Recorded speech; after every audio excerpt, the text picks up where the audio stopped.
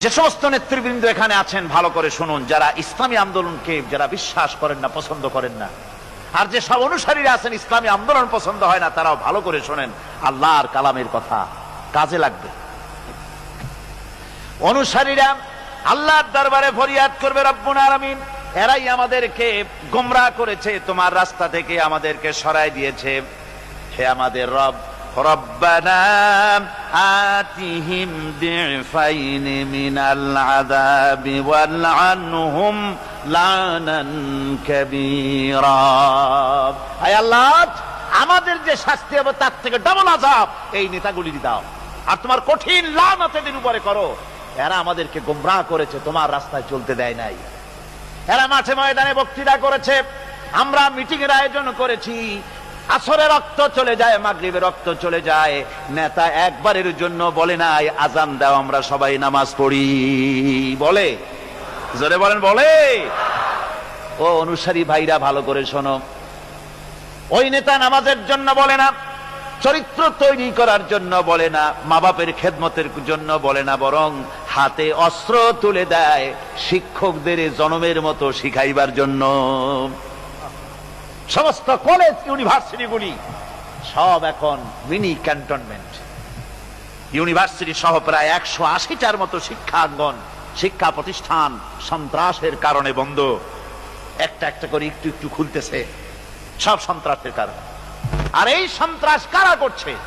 কারা অস্ত্র দিতেছে?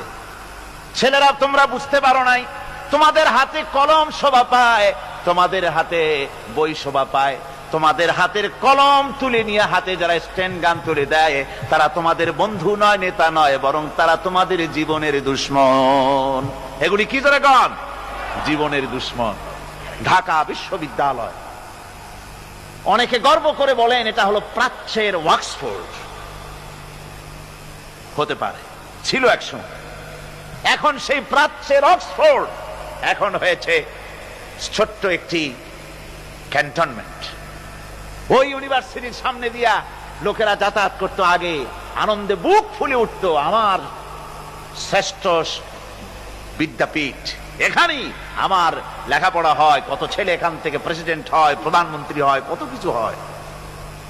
আর এখন ওই ইউনিভার্সিটির সামনে দিয়ে যাওয়ার সময় মানুষ যখন যায়, যদি রিকশায় থাকে, রিকশা ড্রাইভারকে বলে বাবা জোরে চালা, বকশিস দেব। আর যদি পায়ে হাঁটে তো দ্রুত গতিতে দৌড় মারে, আর আয়াতুল কুরসি পড়ে বোতাম খুলে জোরে জোরে বুকে ফু মারে, আর বলে যে আল্লাহ এই ছাত্রদের সঙ্গে যেন দেখা না হয়। আমার ভাইজান আল্লামা হযরত মাওলানা সৈয়দ কামাল উদ্দিন জাফরি মদ্দাজিল্লাহুল আলী আমাকে বলছিলেন যে আসলে কোরআনের আয়াত দিয়ে আমাকে বলছিলেন যে ঢাকা বিশ্ববিদ্যালয় এর চতুর্দিকে একটা বড় প্রাচীর তৈরি করা উচিত, যেমন ইয়াজুজ মাজুজের জন্য প্রাচীর তৈরি করা হয়েছিল। কোরআন শরীফে আছে। ইয়াজুজ মাজুজের জ্বালায় যখন এলাকার লোক টিকতে পারে না, তখন জনগণ বলেছিল ইয়া যাল কারনাইন, আমরা আপনাকে সাহায্য করব, খরচ দেব, সরকারি খরচ আর আমাদের খরচ নিয়ে একটা প্রাচীর করে দেন যে ইয়াজুজ মাজুজরা যেন বাইরে যেতে না পারে। আজকে অবস্থা কি হয়েছে? পুলিশ পর্যন্ত হয়রান, ওদের মার দেখা পুলিশ বাবারে মা কই দৌড় দেয় আরেক দিকে।